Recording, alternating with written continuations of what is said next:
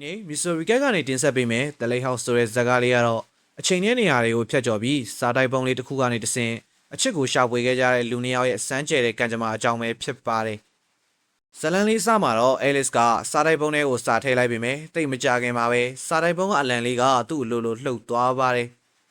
အဲလစ်တရားအကြောင်းသွားပြီးဘာလဲဆိုတာပြန်စစ်ဆေးကြည့်တော့တကယ်ပဲစားတိုက်ပုံးလေးမှာအကြောင်းပြန်စာစားတစ်စောင်ရောက်နေတာကိုတွေ့လိုက်ရပါတယ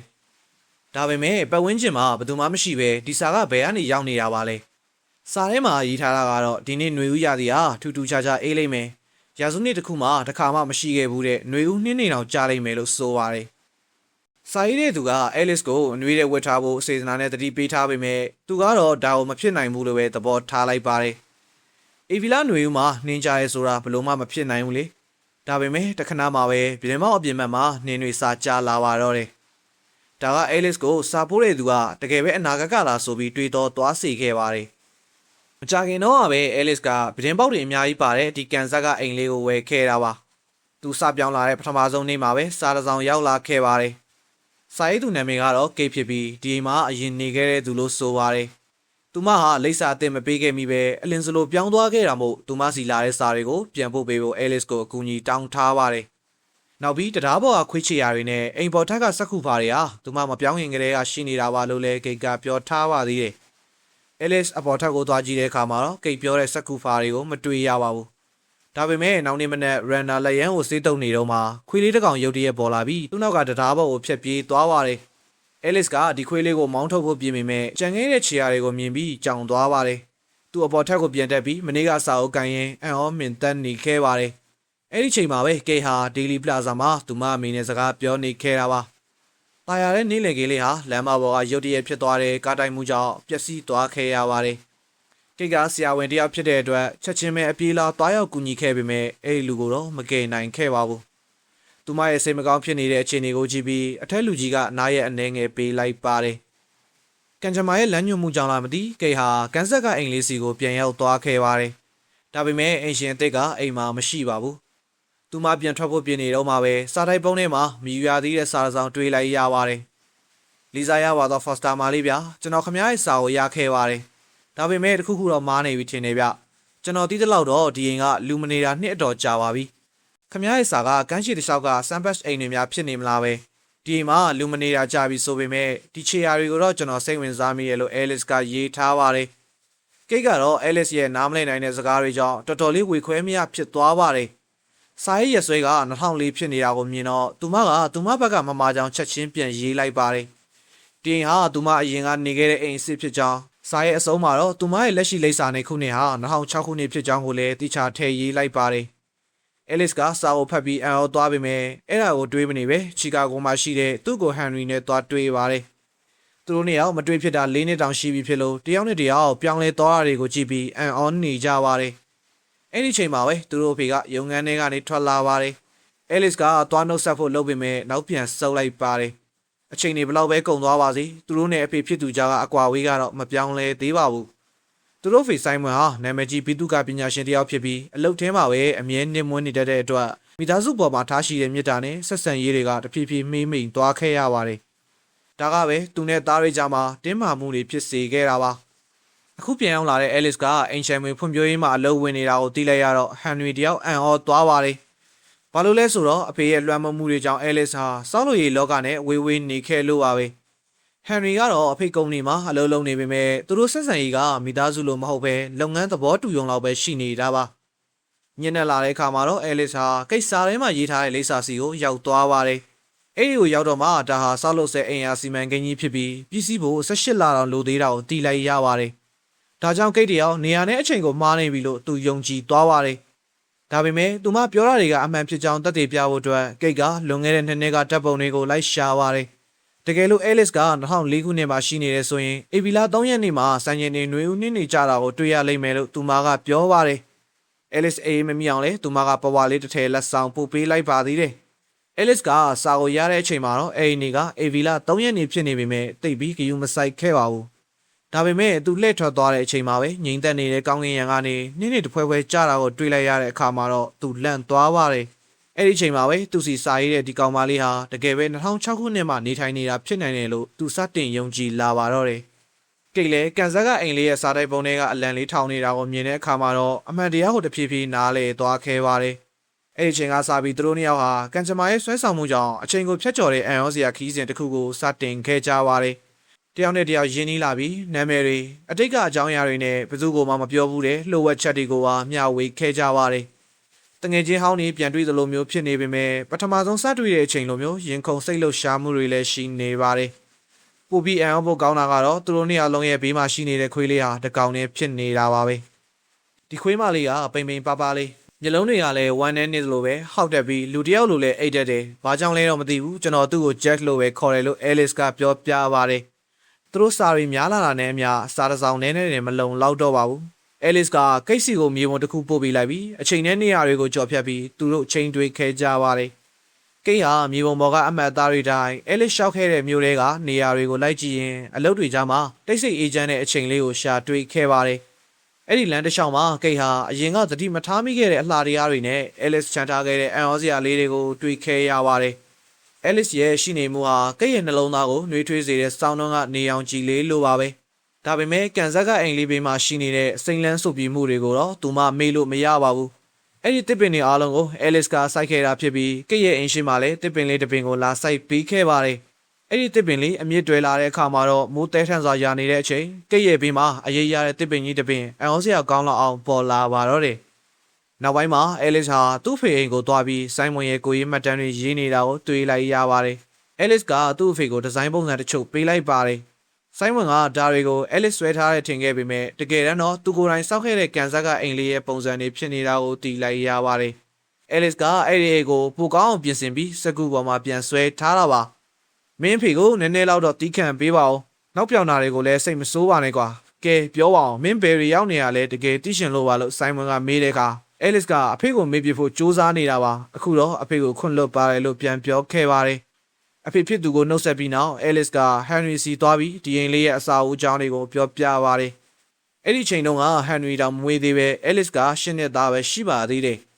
Alice ဟာရေကန်အောက်မှာတင်ထားတဲ့ဘီယာတွေကိုသွားထုတ်ယူပြီးညီကိုနှစ်ယောက်ခေါင်းမိုးပေါ်မှာသူတို့အဖေရဲ့ဘီတုကလက်ရတွေအကြောင်းဆွေးနွေးကြပါတယ် Alice အတော်ဒီအိမ်ဟာတက်တာတစ်လုံးလိုပါပဲမှန်တွေကနေတဆင်ပြင်ပလောကကိုမြင်နိုင်ပေမဲ့လက်လန်းမမိနိုင်ပဲဝေးကွာနေသလိုပါပဲအလိုလျောက်လိုက်ကာတွေတက်ဆင်ထားတာကအစအဖေဖြစ်သူရဲ့ထိန်းချုပ်လိုစိတ်ကိုပြသနေတဲ့ဒီဇိုင်းတွေပဲဖြစ်ပါတယ်အဖေနဲ့သူတို့ကြားမှာဘာကြောင့်ဝေးကွာခဲ့ရတယ်လဲဆိုတဲ့အကြောင်းရင်းကို Alice ကပွန့်ပွန့်လင်းလင်းပဲရှင်းပြပါတယ် Henry ကလည်း Alice အခုအချိန်နဲ့ဟာအရင်ကနဲ့လုံးဝမတူတော့တာကိုသတိထားမိပါတယ်သူ့မညံတွေက Alice ဟာအားလည်းရဲ့အပန်းဖြေအိမ်လေးစောင့်ရုံနဲ့တင်းတင်းမဲ့သူမဟုတ်ပါဘူးအတိတ်က Alice ကသူ့ရဲ့အိမ်မက်တွေစီကိုအာမန်ပြေးနဲ့ချီတက်နေတဲ့စစ်တီတော်တယောက်လိုပါပဲဒါကြောင့်မဲ Henry က Alice ကိုဘီတုကလောကထဲပြန်ဝင်ဖို့တိုက်တွန်းခဲ့ပါတယ်စိတ်မရှိပါနဲ့ Henry ကငါမလုံနိုင်တော့ဘူးငါမှတခြားစီစဉ်နေရှိတယ်လို့ Alice ကပြောတဲ့အခါ Henry ကမင်းမရီးစားရနေရလားဘာလဲအဲ့ဒါမင်းတွန်းဆုပ်သွားရနော်လို့မေးပါတယ် Alice ကမဟုတ်ပါဘူးငါမတွန်းဆုပ်ပါဘူးကဲပါငါမှအဲ့အတွက်အချိန်မရှိဘူးလို့ပဲပြောတော့ Henry ကအချိန်နဲ့ပါဆိုင်လို့လဲလို့မေးပါတယ်Alice ကငါပြောရင်မင်းငါ့ကိုယူနေတယ်လို့ထင်ပါပေါ့လို့ဆိုပါတော့တယ်အဲ့ဒီချိန်မှာပဲကိတ်ကလွန်ခဲ့တဲ့2နှစ်တုန်းကယထာဘူတာယုံမှာစာအုပ်တုပ်ပျောက်ခဲ့တာကိုရုတ်တရက်တတိယသွားပါတယ်အဲ့ဒါကသူမဖေချန်ထားခဲ့တဲ့တခုတည်းသောအမတ်တရပစ္စည်းလေးမဟုတ် Alice ကိုဒီနေ့ဘူတာယုံသွားပြီးရှာပေးဖို့သူမကမျှော်လင့်နေခဲ့တာပါဒါပေမဲ့ Alice ကပေးထားတဲ့စာတွေကလိပ်စာအတိုင်းရောက်သွားတဲ့အခါမှာတော့ကိတ်ကသူမရဲ့ရီးသားဟောင်းနဲ့ရင်းရင်းနှီးနှီးရှိနေတာကိုတွေ့လိုက်ရလို့စိတ်ထဲမှာခံစားချက်တွေရှုပ်ထွေးသွားရပါတယ်ယထာထောက်ခံသည့်အချိန်မှာပဲကိတ်ကအလော်တကြီးနဲ့ယထာပေါ်တက်သွားပါတယ်။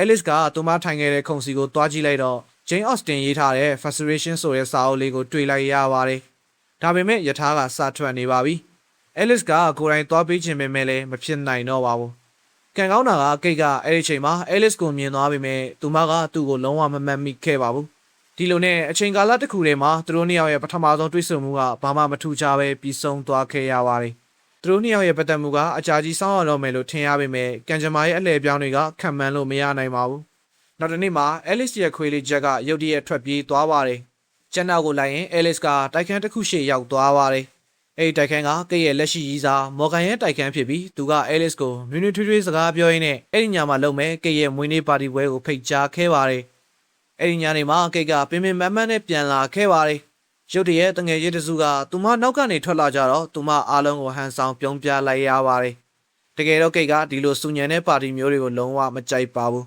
သူမရီးစားကဒါကိုသိနေပေမဲ့လည်းဒီပါတီပွဲကိုစီစဉ်ခဲ့တာပါညနေလာပြီးပစင်းရင်ခွဲတွေအော်နေတဲ့အချိန်မှာကိတ်ကအေးစစ်စစ်နေကျင်တာကြောင့်အပြင်ဘက်ကိုထွက်လာခဲ့ပါတယ်မင်းတို့ကောင်းမွန်တဲ့နှစ်တစ်နှစ်လေးဖြစ်ပါစေလို့ဆုတောင်းပေးပါတယ်လို့အဲလစ်ကပြောတော့သူမကကျေးဇူးတင်ပါတယ်လို့ပြန်ပြောခဲ့ပါတယ်အဲလစ်ကအဲ့ဒီမှာစောင့်နေတာအတော်ကြာနေပါပြီသူပြောချင်တာတွေအများကြီးရှိပေမဲ့ဘယ်ကစပြောရမှန်းမသိတာကြောင့်ကိတ်ဘေးမှာအသာလေးဝင်ထိုင်ပြီးအနေရခက်ခက်နဲ့စကားစလိုက်ပါတယ်ဒါပေမဲ့သူတို့ကြားမှာထင်ထားသလိုစိမ့်သက်နေတာမျိုးမရှိပဲစကားပြောလို့ပို့ပြီးကောင်းလာခဲ့ပါတယ်အဲလစ်ကကိတ်အမြန်ဆုံးစာအုပ်အကြောင်းကိုလည်းပြောပြခဲ့ပါတယ်စကားတွေနဲ့ရှန်ရှန်ပြောဖြစ်လာတဲ့အခါမှာတော့ဒီလူဟာသူမနဲ့ဘဝအမြင်ချင်းတူနေတာကိုကိတ်တယောက်တစ်ဖြည်းဖြည်းတတိထားမိလာပြီးစိတ်ထဲမှာလည်းထူးဆန်းတဲ့နှွေးထွေးမှုလေးတစ်ခုဖြစ်ပေါ်လာပါတယ်အတော်လေးကြာသွားတော့မှကိတ်ကတတိပြန်ဝင်လာပြီးပြန်ဖို့ပြင်ပါတယ်ဒါပေမဲ့ညမောင်မောင်အောက်မှာအဲလစ်ကဒီအချိန်လေးကိုမကုံဆုံးစေချင်တာကြောင့်သူမနောက်ကိုလိုက်သွားခဲ့ပါတယ်ကန်ကောင်းချင်တော့အနားမှာ romantic ဆန်တဲ့တချင်လေးစလာတာကြောင့်ကိတ်ကအဲလစ်ကိုကာဖို့ဖိတ်ခေါ်လိုက်ပါတယ်လိုက်အောင်မှာသူတို့နှစ်ယောက် romantic ဆန်ဆန်ကခုံရင်းနဲ့ရင်းနှီးမှုတွေတိုးလာပြီးနောက်ဆုံးမှာတော့အနမ်းတွေနဲ့နိုင်ရှန်ရှန်ချစ်သက်တွေထူခဲ့ကြပါတယ်ဒါပေမဲ့အဲ့ဒီချိန်မှာကိတ်ဆိုတဲ့အတန်ကြောင့်နေရခက်တဲ့အခြေအနေကိုမြင်သွားပြီးသူတို့နှစ်ယောက်အလော်တကြီးခွဲခွာလိုက်ရပါတယ်နောက်တနေ့မနက်မှာတော့အဲလစ်ကလွန်ခဲ့တဲ့ညကအဖြစ်အပျက်ကိုနောက်တစ်နှစ်ကကိတ်စီစာရေးလိုက်မှကိတ်တယောက်အဲ့ဒီလူကအဲလစ်ဖြစ်နေမှန်းသိလိုက်ရပါတယ်သူမကအဲလစ်ကိုလူချင်းတွေ့တော့ရင်ထဲကခန်းစားချက်တွေကိုထုတ်မပြောရဲပဲတက်တီနဲလွန်းနေလို့စူလိုက်ပါသေးတယ်အဲလစ်ကလည်းအဲ့ဒီအချက်တွေကိုဖွင့်ပြောပြခြင်းပေမဲ့ကိတ်ရဲ့လက်ရှိပတ်သက်မှုကိုမဖြတ်စည်းခြင်းခဲ့တာပါကန်ကောင်းတာကအနာဂတ်ကကိတ်ကသူမရီးစားနဲ့လမ်းခွဲပြီးသားဖြစ်နေပါတယ်အဲလစ်အနေနဲ့နောက်ကျနေတဲ့ပြန်လည်ဆုံတွေ့မှုအတွက်စောင့်ဆိုင်မှုအချိန်နဲ့အခွင့်အရေးရသွားခဲ့ပါပြီဒါပေမဲ့ကန်ဂျမာကအမြဲတမ်းလှောင်ပြောင်တက်ပါတယ်အဲ့ဒီနေ့မှာပဲအဲလစ်ကသူ့အဖေနှလုံးရောဂါထားပေါက်တယ်ဆိုတာသိလိုက်ရလို့စေယုံကိုအမြန်ပြေးသွားခဲ့ပါတယ်ကန်ကောင်းလို့ဆိုင်းဝင်ကဘာမှမဖြစ်ပါဘူးသူကသူ့ရဲ့အမတ်တရမှတ်တမ်းတွေကိုဆက်ပြီးပုံဖော်နေခဲ့ပါတယ်အဲလစ်ကစိတ်ရင်းနဲ့စိုးရိမ်ပေးနေပေမဲ့ဆိုင်းဝင်ကတော့အစ်ဆက်နေတော့မှာပဲကျေးဇူးတင်ရမယ့်စာအဲလစ်ရဲ့ဂယူးဆိုင်မှုကိုခါခါတီတီညင်းပယ်ခဲ့ပါတယ်စေယုံကထွက်လာပြီးနောက်အဲလစ်ကဒီရေကန်ဘေးကအိမ်လေးဟာတကယ်တော့သူ့အဖေနာမည်မကြီးခင်ကစောက်ခဲ့တာဆိုတာကိုကိတ်ကိုပြောပြခဲ့ပါတယ်အဲ့တော့ကသူ့အဖေကမိသားစုကိုတိတ်ချစ်ပြီးဇနီးဖြစ်သူကိုလည်းအရန်ဂယူးဆိုင်ခဲ့တာပါဒါပေမဲ့နာမည်ကြီးလာတဲ့အခါမှာတော့အလုပ်တွေထဲမှာပဲနင်မွန်းသွားပြီးမိသားစုအတွက်အချိန်မပေးနိုင်တော့ပါဘူးအလုံးနဲ့မိသားစုကိုမျှတအောင်မလုပ်နိုင်ခဲ့တာကြောင့်နောက်ဆုံးမှာတော့ဇနီးဖြစ်သူထွက်သွားခဲ့ရပါတယ်မကြခင်မှာပဲယောဂဝေဒနာနဲ့အမေဆုံးပါသွားခဲ့ပေမဲ့အဖေကတော့နာရေးကိုတော့မလာခဲ့ပါဘူးအဲ့ဒီနောက်အဲလစ်ကသူ့အဖေအတွက်ကော်ဖီယူပြီးစေယုံကန်တွေကိုဝင်လာခဲ့ပါတယ်အဲလစ်ထိုင်လိုက်တဲ့အခါမှာတော့သူ့အဖေကအလင်းရောင်နဲ့လိုက်ဖက်အောင်စောက်လုံးမဲ့ပြတိုက်ပုံစံတစ်ခုကိုပြပါတယ်အဲလစ်ကလည်းသူ့ရဲ့အမြင်တွေကိုပြောပြပြီးကောင်းကွက်ဆိုးကွက်တွေကိုထောက်ပြခဲ့ပါတယ်တကယ်ကောင်းမွန်တဲ့အဆောင်အောင်ဆိုတာအချိန်ရဲ့စမ်းသပ်မှုကိုခံနိုင်ရှိရမှာဖြစ်တယ်လို့ပတ်ဝန်းကျင်ကိုလည်းလက်လူမရှုသင့်ပါဘူးပြည်သူကပညာရှင်တယောက်ဟာဒါကိုထည့်သွင်းစဉ်းစားရမှာပါအဆောင်တစ်ခုကသူ့ရဲ့တည်ရှိမှုကိုပြသခြင်းနဲ့ဆိုရင်တဘာဝတရားနဲ့လိုက်ရောညှိထွေမှုရှိဖို့ကိုလည်းအမြဲတိုင်ပင်နေရမှာပါဒါကသူတို့သားဖာနှစ်ယောက်ကြားကအကြာမြင့်နေပြီဖြစ်တဲ့ရင်ကြားစေးမှုပါပဲအပေါ်ယံမှာပြည်သူကပညာအကြောင်းပြောနေကြတာဖြစ်ပေမဲ့အဖေဖြစ်သူကအဲလစ်ရဲ့ရွေးချယ်မှုနဲ့ဇွဲကိုစိတ်ထဲမှာအတိမတ်ပြုနေတာပါ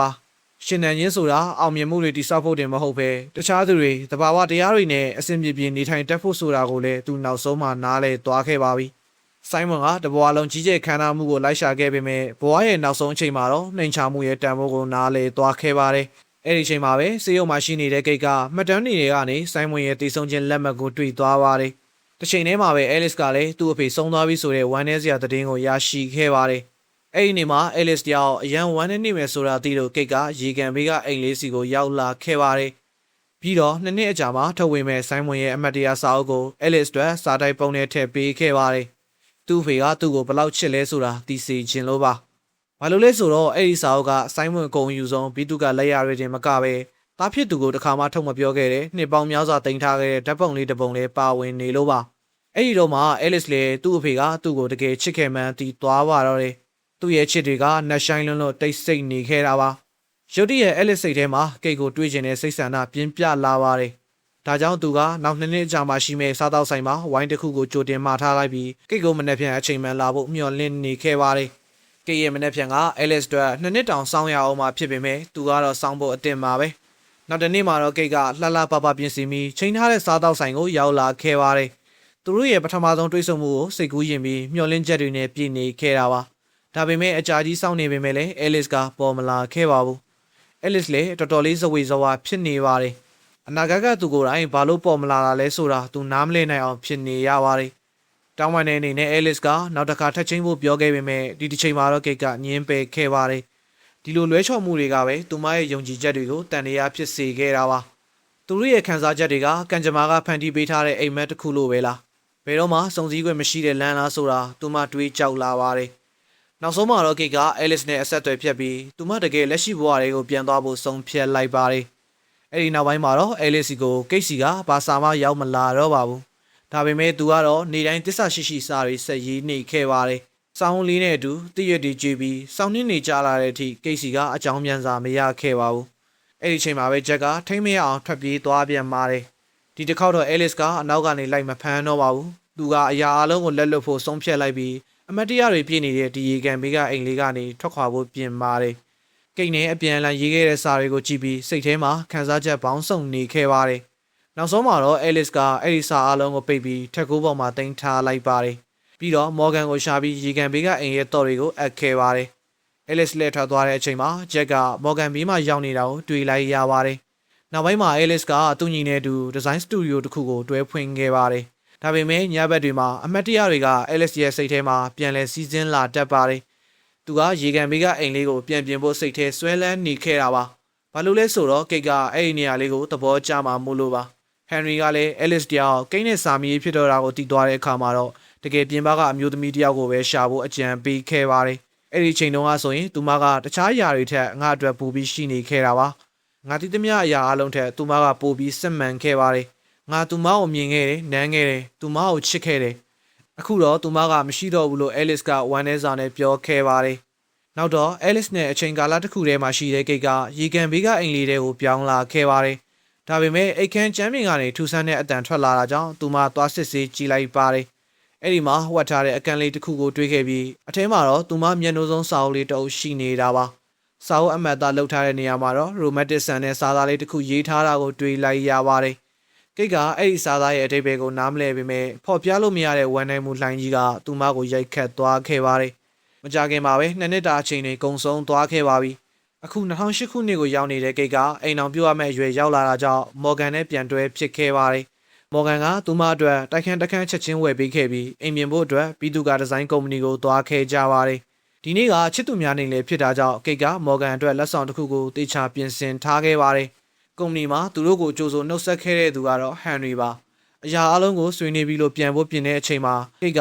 နေရန်ဘော်ကဒီဇိုင်းပုံဆွဲချက်တစ်ခုကိုမတော်တဆလှမ်းမြင်လိုက်ပါတယ်။ဒါကရေကန်ဘေးကအိမ်လေးရဲ့ပုံစံပါ။ကျွန်တော်ကိုဆွဲခဲ့တာပါ။ရှင့်ကိုကဘာတူလဲလို့မေးတော့ Alice ဝိုင်းလာပါလို့ပြောပါတယ်။သူနဲ့ဆက်သွယ်လို့ရမယ်နီလန်လေးသိရမလားလို့မေးလိုက်ပါတယ်။စိတ်မကောင်းပါဘူး။သူကလွန်ခဲ့တဲ့နှစ်ကဒီလိုနေ့မျိုးမှာပဲဆုံးပါသွားခဲ့တာလို့ Henry ကပြောလိုက်ပါတယ်။အဲ့ဒီတော့မှပဲ Kate တယောက် Alice ကသူတို့ချင်းဆိုမှုကိုတမင်တကာပြက်ခွက်ခဲ့တာမဟုတ်ဘူးဆိုတာသိလိုက်ရပါတယ်။ဒီလူငယ်ကကားအစီအစဉ်ကြောင့်ထာဝရနှုတ်ဆက်သွားခဲ့တာပါ။အဲ့ဒီ accident က Daily Plaza မှာဖြစ်ခဲ့တာဆိုတာသိလိုက်ရတဲ့အချိန်မှာတော့ Kate တယောက်စိတ်ကိုမထိန်နိုင်တော့ပါဘူး။သူမရေကန်ဘေးကအိမ်လေးစီကိုတန်ပေါင်သွားခဲ့ပါတယ်။တုံရင်နေရဲ့လက်တွေနဲ့ Alice အတွက်သတိပေးစာစာဆောင်ရေးပြီးစာတိုက်ပုံတွေကိုအမြန်ထည့်လိုက်ပါတယ်။သူမရဲ့လုပ်ရကြောင်း Alice အနေနဲ့အဲ့ဒီ accident ကနေလွတ်မြောက်နိုင်ပါစေလို့လည်းပြင်းပြင်းထန်ထန်ဆုတောင်းနေခဲ့ပါတယ်။တစ်ဖက်မှာလည်း2006ခုနှစ်စီက Alice ကဒီနေ့ဟာချစ်သူများနေ့ဆိုတာကိုသူ့အကိုစီကနေတီးလိုက်ရပါတယ်။ဒီလိုချစ်သူများနေ့မျိုးမှာပဲရင်မြင်မှာ accident တစ်ခုဖြစ်ခဲ့တာကိုတွေ့ခဲ့ရတယ်လို့ကိတ်ပြောခဲ့တာကိုသူတတိယသွားပါတယ်။